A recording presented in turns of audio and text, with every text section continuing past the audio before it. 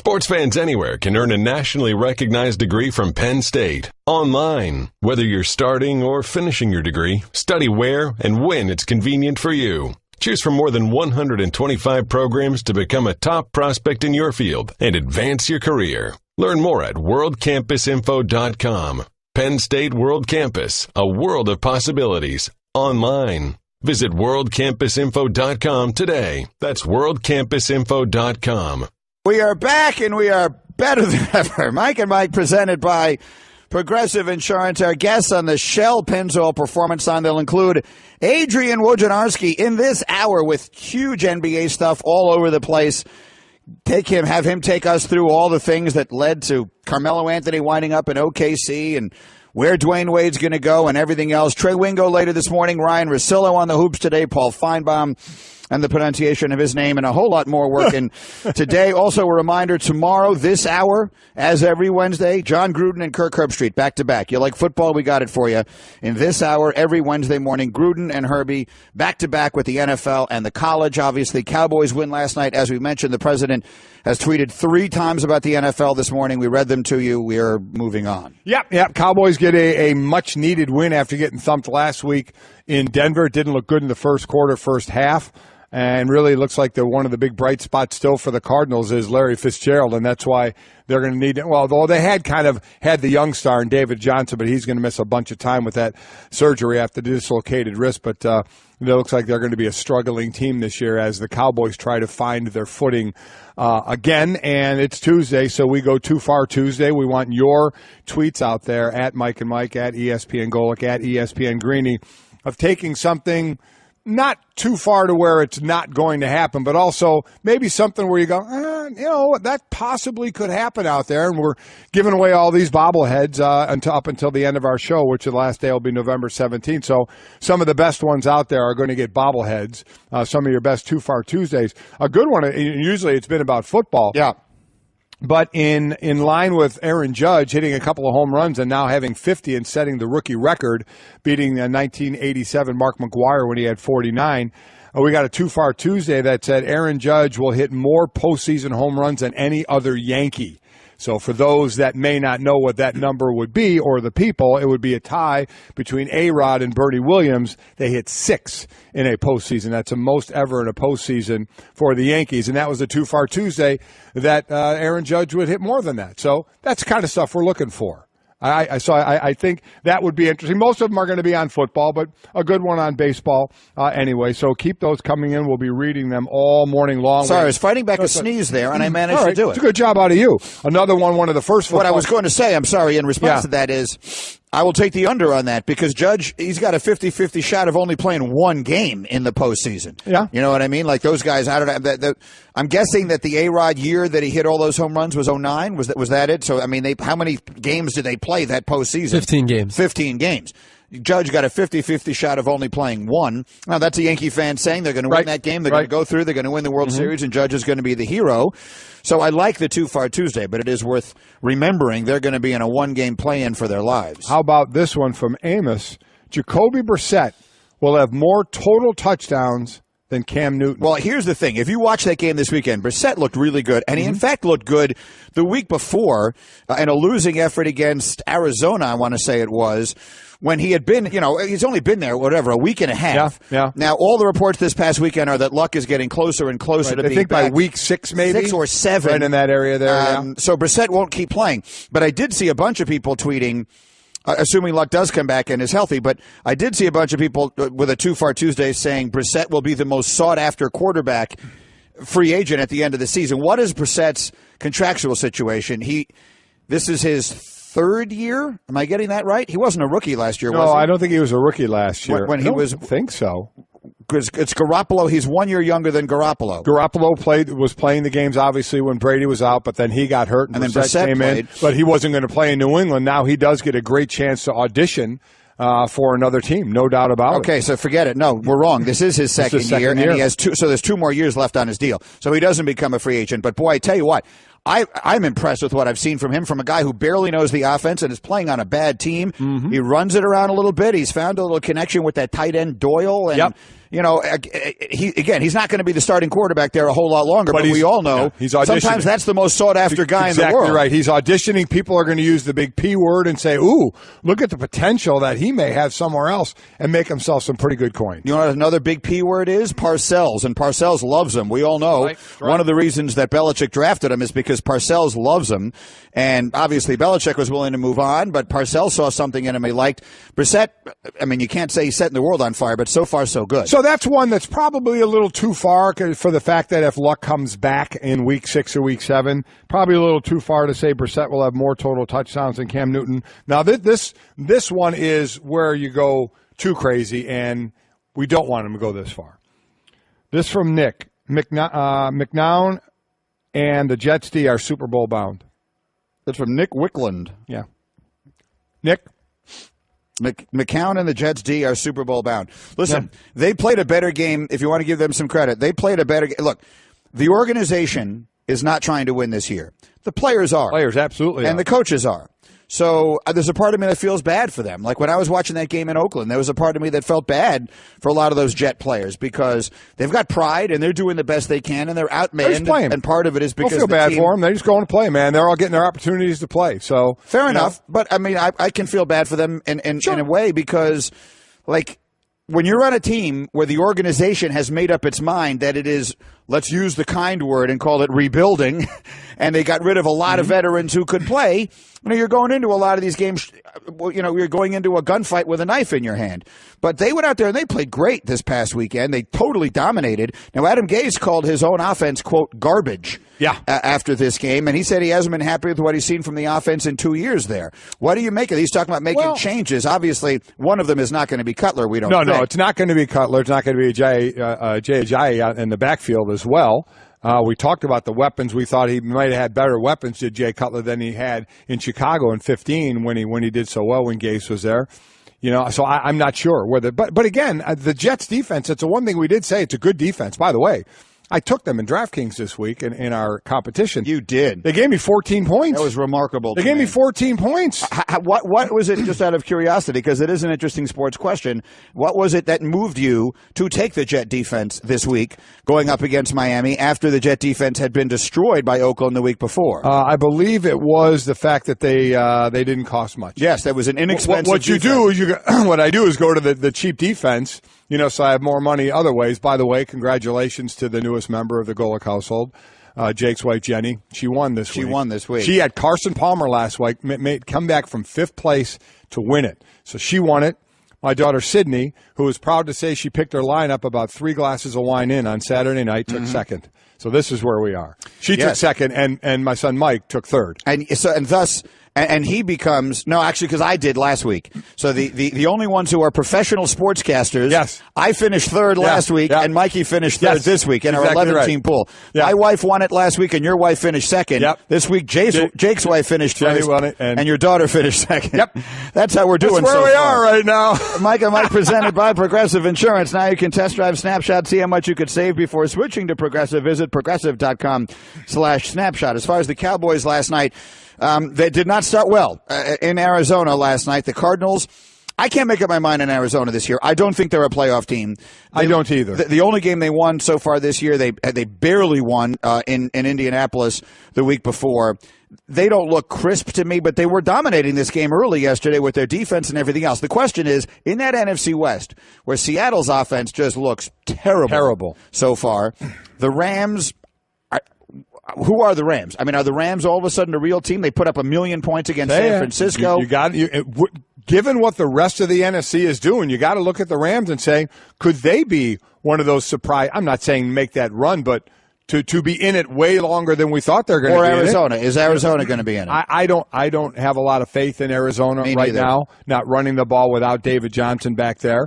Minnesota, you got the quarterback situation working. I think you feel pretty good about the Green Bay Packers, even though they had to come back for their win in overtime against Cincinnati. You worry about injuries there. Atlanta is rolling like they do, though they could have got beat in Chicago in week 1 if some guys caught the ball, and if Golden Tate's knee wasn't on the ground, they'd have lost last week. But they're a combined total of about 3 feet from being 1 and 2. That's exactly right. That's the way the sport is, you know, and sometimes it smiles on you that way, and right now it's smiling on the Falcons. One way or the other, the Cowboys, meanwhile, who last year finished second in the league in time of possession, and who had a rookie running back in Zeke Elliott running all over everyone, are currently 28th in the league in time of possession. What'd they have the ball for last night in the first half? 9 minutes? In the first half, they had it for 9 minutes. They ran the ball in the first half. They ran the ball 9 times and passed the ball 6 times in the first half. So they didn't have the ball at all. Dominated in the first half, and the score was 7-7. So that's when you go in the locker room and you're like, look, guys, we didn't have the ball. We stunk.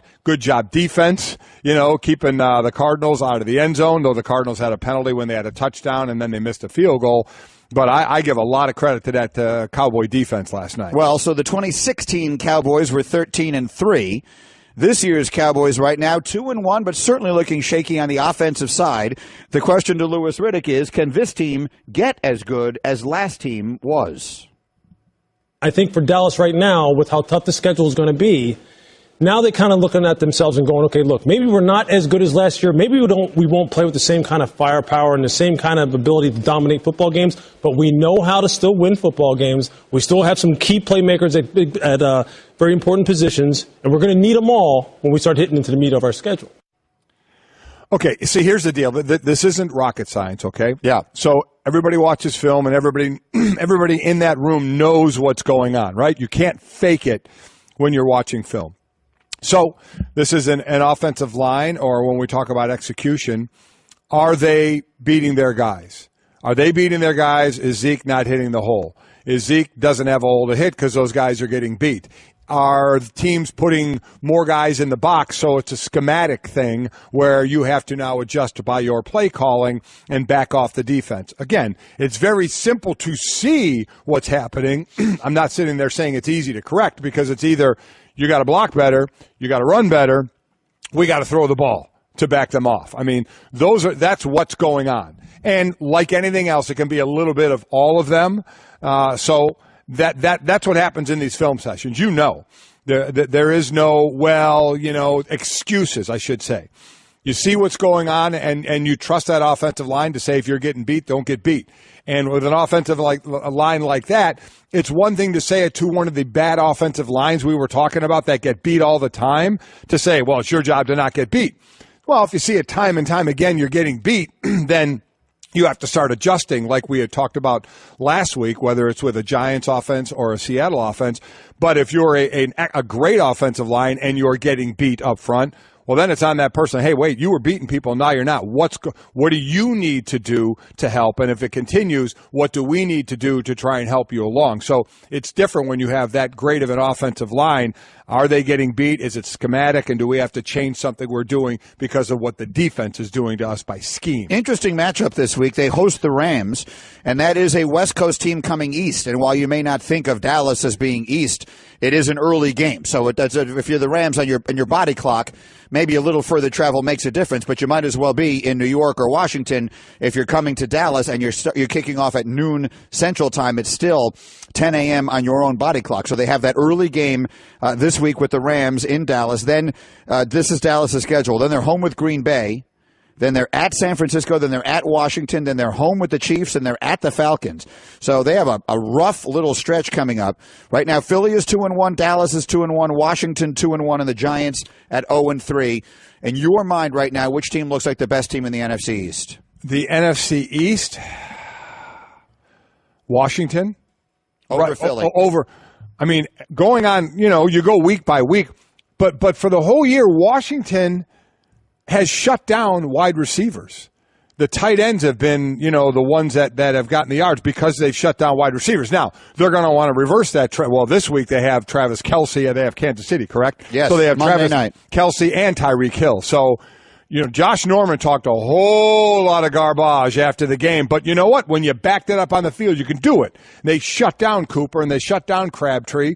So that secondary is doing a nice job. They run the ball well. So I would say between Washington and Philadelphia, I think they're right there 1 and 1A, however you want to divide that up. Let me quickly go back to and tell you things to watch for, because a lot of, what you watch for when you watch a game. Yeah.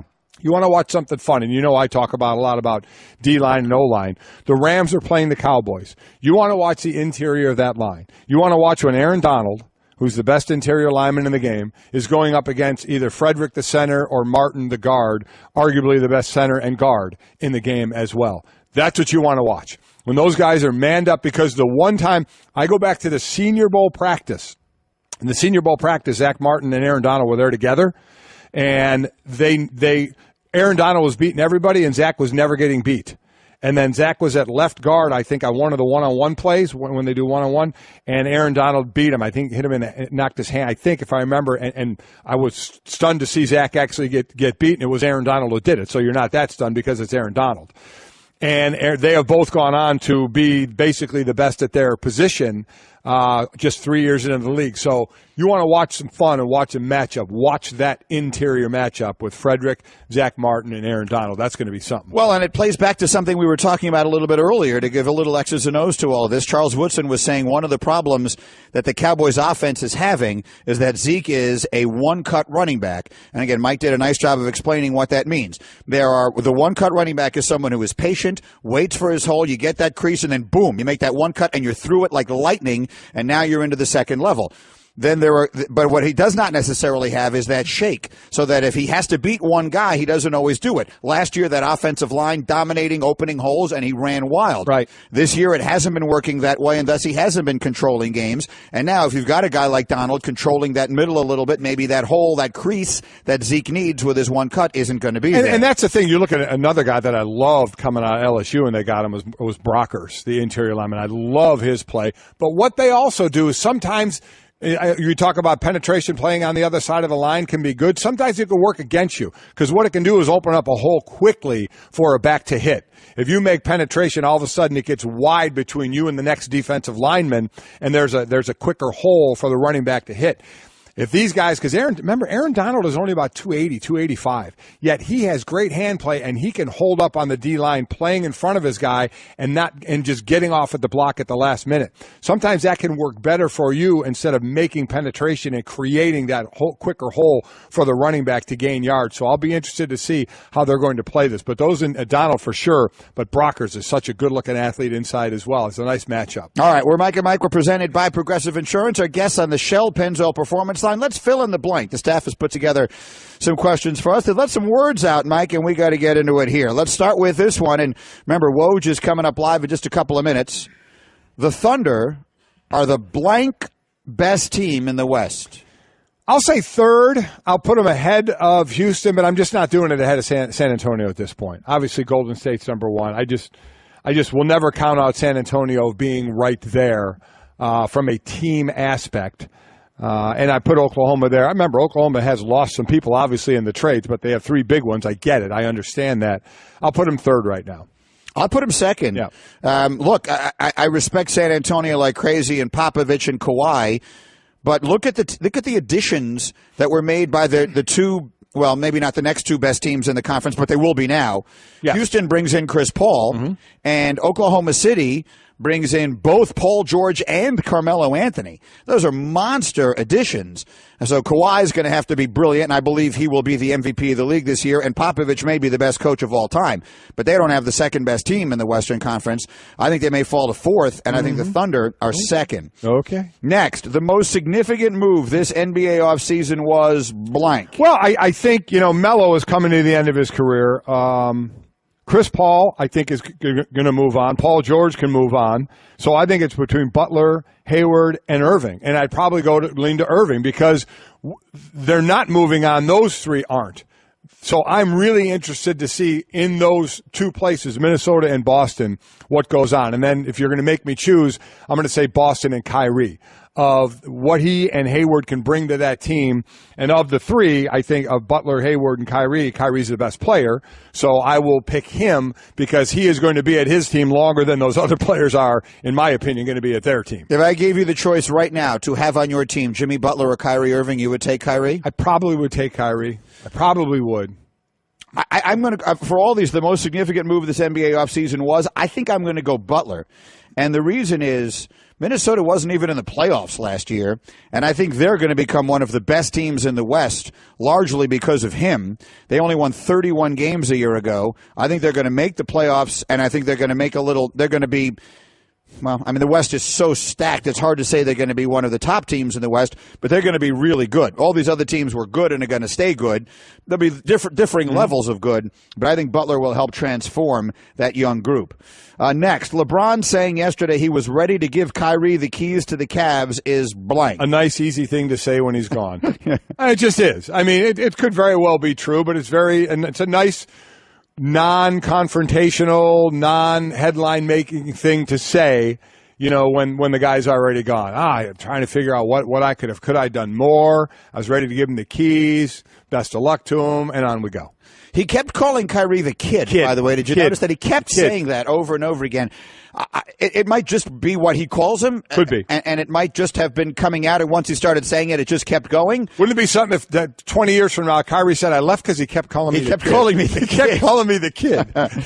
Next, the team with the most difficult loss to swallow this week in the NFL was blank. Oh, my gosh. From teams getting... I don't think it's that complicated. Well, I would lean right to the line. Me too. In the fact that they had that game. My God, the referees called a touchdown. They did. Based upon the referee incorrectly calling that a touchdown, they took 10 seconds off the clock and the game was over, and they went from winning to losing. Yeah, but some other Texans are a half yard away from icing that game. The Giants offense finally scores some points, and they get beat by a 61-yard field goal. The Ravens forget to get on the plane that goes to London.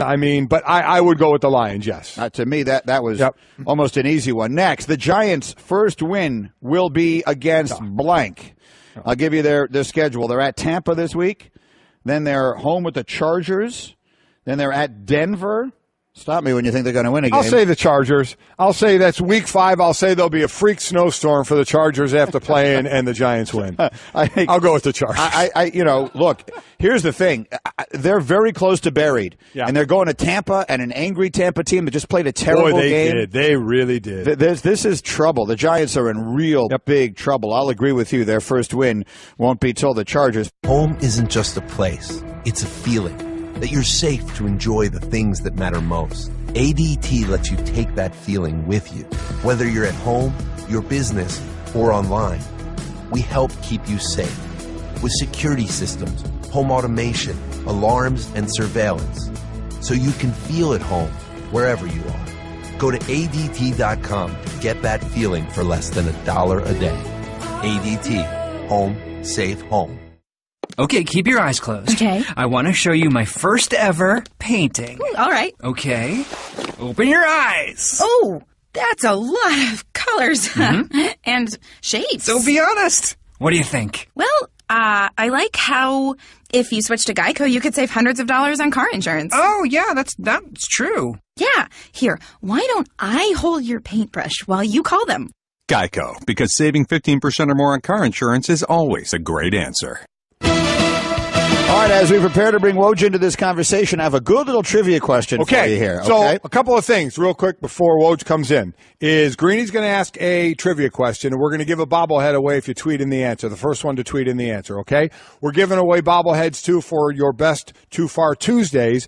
I got a bone to pick with the guy whose wife is, he doesn't mention, is giving birth, and I got a bone to pick with my wife about bobbleheads. So we got a lot going on. Bottom line is Greeny's going to ask a trivia question right now. One of the bobbleheads is going to get given away if you tweet in the answer to this. There is a lot going on behind the scenes here this morning, but here's the trivia question. With the addition of Carmelo Anthony and Paul George, the Oklahoma City Thunder are now the third team in the NFL that has... NBA.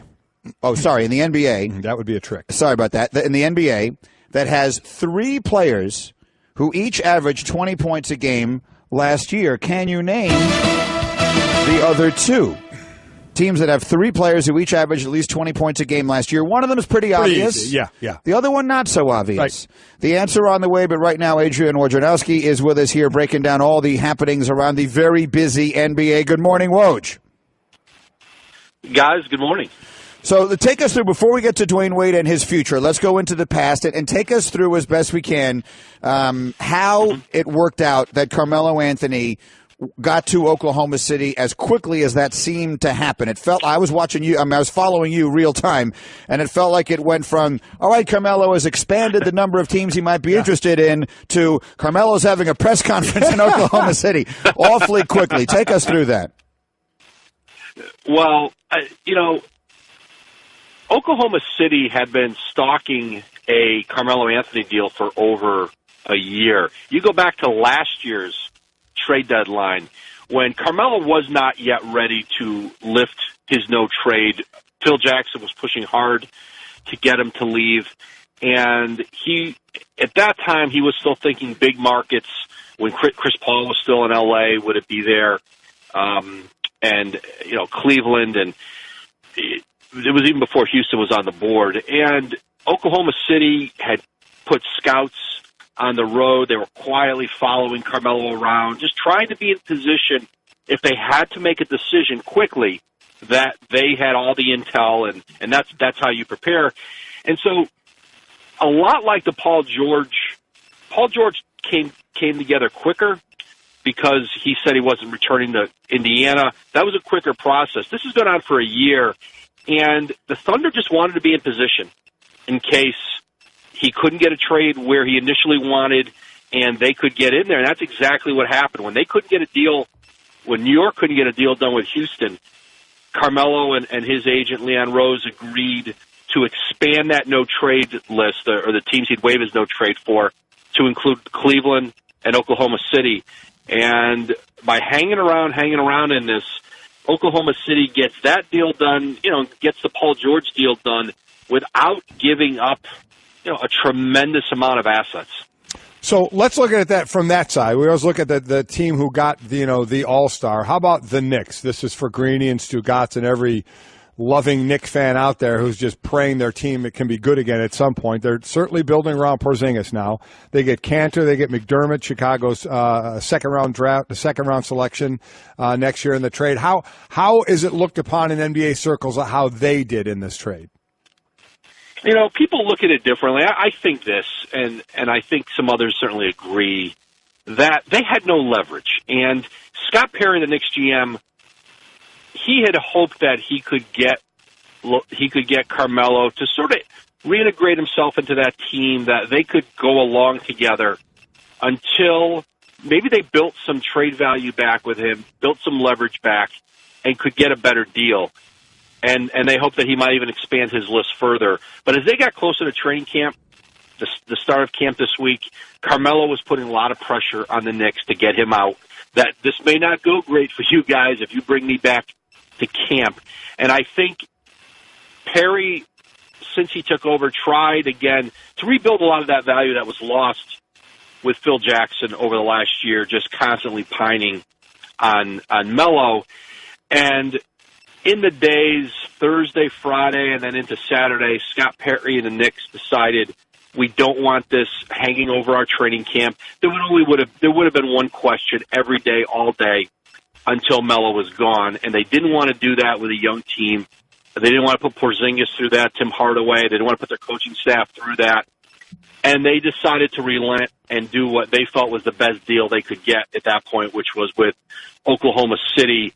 Of course, they would have liked to have gotten more, but they really had very little leverage because Melo held that no-trade clause. And I think teams around the league knew, Oklahoma City knew anyway, they could do this without giving up a first-round pick and without giving up, Terrence Ferguson, who was their number one pick last year, who they took at 21. They didn't have to put him in the deal. So for Oklahoma City, it was certainly a worthy gamble. Oh, absolutely. To me, that Sam Presti is the general manager of the Millennium. Yep. Mike and Woj on the Shell Pennzoil Performance Line. Get instant gold status at Shell. Join the Fuel Rewards program now at fuelrewards.com/gold. I don't know if he'll be able to keep those guys or not, but he's going down fighting, and I give him all the credit in the world. Well, the price tag for this group is just, they're going to have to pay almost $30 million in luxury tax this year. That's a lot for a small market. Right. But if they were to bring this whole team back next year with re-sign Paul George, re-sign Russell Westbrook, and Melo opts in, it would be a $300 million combined salary and luxury tax bill. That's not going to happen. That roster will have to look different next year to keep this team, to be able to keep any part of that team together. That's fair. Would you say so? Then what? So let's analyze that a second there, Woj. And I want to get to Dwayne Wade here, but let's analyze that. I know if you know that, and you've just explained it to us, then Sam Presti knows that also. So what would you guess is the end game here? Is the end game somewhere in the middle of this season moving one of those stars for pieces? Is this all just a way of showing Russell Westbrook how good they are at what they do and trying to get him to re-sign long term? What's the end game, you think, in OKC? Well, these decisions ultimately would have to they could be made for next season. You could see other alterations on the roster. They could have to move some players around into salary cap space elsewhere. I think that's a 2018-19 issue for them. This year, their owner can pay, they're basically, like I said, this year's about a $150 million bill for this team. And I think they're chalking that up as the price of doing business, of having these three stars together. It is the following year where difficult decisions would have to be made. But before that happens, they got to get Westbrook to sign that extension. They got to get Paul George to decide not to go back home to L.A. to the Lakers, and Carmelo Anthony would have to opt into his deal. Carmelo is probably not opting out of $28 million next year. There's not a comparable one-year deal out there for him on the market. Dwayne Wade reached an agreement to a buyout with the Bulls, left $8 million on the table. We'd all love to be in that position. So I'm sure in the very near future he's going to be having a press conference. What jersey will he be wearing and why? Well, Cleveland is a strong front runner in this process. Oklahoma City they're making their case right now, and I'm told that they're the other significant consideration. Miami is probably the most unlikely at this point among the four teams he had been considering, and San Antonio is another. But I think because of the moves, his relationship with Carmelo, he spent a lot of time with Paul George this summer working out in California. But Cleveland, because of the obvious reason, LeBron is they're a significant favorite right now to get him, but he'll clear waivers on Wednesday, and then he'll be able to sign, with Cleveland or whomever. But the Cavs right now are the team to beat for Wade, and that just goes back to his strong, what he has kept as a strong relationship with LeBron. They were just all out in L.A. working out. Tom Crean, Wade's college coach at Marquette, was out in the gym with them working out, and there were some young players who were in and out of the gym all week. But those two, they're still really connected. It's Adrian Wojnarowski with terrific work, as always. Thank you, Woj. We'll see you soon. Thanks, guys. Talk to you soon. All right, that's Woj with us here with all the news, and I've got a question for you, Golick, as far as where you'd like to see Dwayne Wade wind up, and we have the answer to the trivia. No Googling. We'll give away a bobblehead, which has already been won, and I will give you the answer with this trio coming together in Oklahoma City. It's now one of three teams in the league that has three guys who averaged 20 points last year. One of the others is obvious. Yeah. The third, not so obvious. That's exactly what Aaron Christian did, whose Twitter handle is TheBigBaby11. Nice. And the "the" is capitalized. I enjoy people's Twitter handles.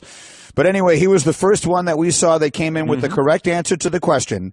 Oklahoma City, with the additions of Paul George and Carmelo Anthony, becomes the third team in the league that has 3 players that averaged over 20 points a game last year.